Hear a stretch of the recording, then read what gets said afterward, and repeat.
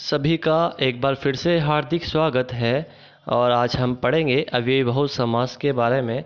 हम पिछली वीडियो में देख चुके हैं अव्ययीभाव समास की 16 द्विकर्मक जो धातुएं हैं उसके बारे में, और आज हम पढ़ेंगे अव्ययीभाव समास को कुछ विस्तार से।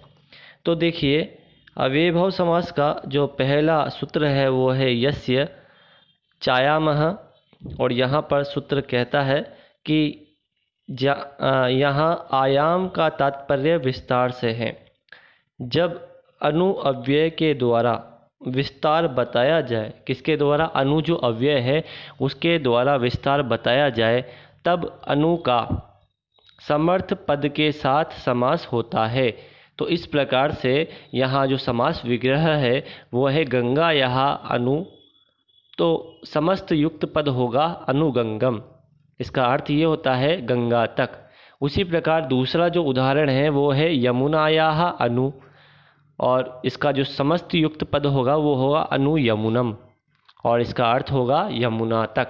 तो इस सूत्र का सामान्यतः अर्थ ये हुआ, जहाँ पर जो आयाम का तात्पर्य विस्तार से है, तो विस्तार के लिए जब अनु अव्यय का प्रयोग किया जाता है तो वह अव्ययीभाव समास के अंतर्गत आता है।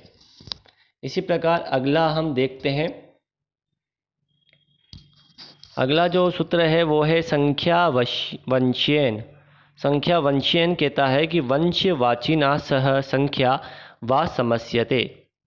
इसका अर्थ ये हुआ कि संख्या, अब संख्या क्या है? एक, द्वि, बहु, कुछ भी हो सकता है।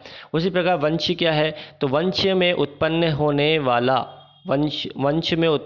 वाला वंश कहलाता है। मतलब कोई सा भी वंश हो, यदि उसमें कोई उत्पन्न होने वाला है तो वह वंश कहलाएगा। अब यह वंश दो प्रकार से होता है। क्या होता है दो प्रकार से? एक तो विद्या से, विद्या का मतलब गुरु परंपरा से, और दूसरा होता है जन्म से। जन्म से मतलब जन्म से। तो संख्यावाची शब्द का वंशवाची शब्द के साथ विकल्प से समास होता है। मतलब विकल्पात्मक दृष्टि से समास होता है। तो पहला उदाहरण हम देखते हैं, द्वौ मुनि। अब यहाँ पर हम देखेंगे कि वंशो, यहाँ पर क्या है? वंशो। तो इसके अनुसार यहाँ पर जो समस्त युक्त पद होगा वो होगा द्विमुनि और द्वौ मुनि। दोनों विकल्पात्मक दृष्टि से एकदम सही माने जाएंगे। उसी प्रकार त्रयः मुनयः। अब यहाँ पर त्रयः जो शब्द आया वो है संख्यावाची, और मुनयः जो शब्द आया है वो है वंशवाची। तो वंश क्या हुआ? या व्याकरणस्य, मतलब व्याकरण का यहाँ वंश बताया गया है। इसके अनुसार त्रिमुनि समस्त युक्त पद होगा, और त्रयः मुनयः ये भी एकदम सही माना जाएगा। इसी के साथ अगला है कुछ कि अव्ययीभाव समास में कुछ परिस्थितियों में समासांत टच प्रत्यय होता है। समासांत मैंने आपको बताया था, जिस समास के अंत में यदि प्रत्यय हो तो उसे समासांत कहते हैं। तो समासांत टच प्रत्यय होता है। दूसरा पॉइंट है, टच प्रत्यय में च व ट की इत्संज्ञा व लोप होने से अ मात्र ही शेष रहता है। अब च और ट की इत्संज्ञा किससे होती है? चुटु जो सूत्र होता है उससे च और ट की इत्संज्ञा हो जाती है। ठीक है। उसके बाद तीसरा जो पॉइंट है वो है नकारात्मक, नकारांत के आगे। नकारांत का मतलब हुआ कि जिसके अंत में न हो, ऐसी स्थिति में नकारांत के आगे मतलब नकारांत के बाद यदि टच रहने पर, मतलब टच प्रत्यय रहने पर टी का लोप हो जाता है। टी का मतलब मैंने आपको बताया था कि जो भी शब्द हो और उसके अंत में जो स्वर हो, उस स्वर को क्या हो जाता है? उस स्वर को टी संज्ञा कहते हैं। तो इसमें टी का लोप हो जाता है। किससे? नस् तद्धिते सूत्र से। ठीक है। अब आप तीनों पॉइंट को अच्छे से समझ गए होंगे, तो हम थोड़ा और आगे बढ़ते हैं। तो देखिए, अब यहाँ पर जो टच प्रत्यय युक्त जो आते हैं वो आते हैं अव्ययी भावे शरद प्रवृत्तिभ्य।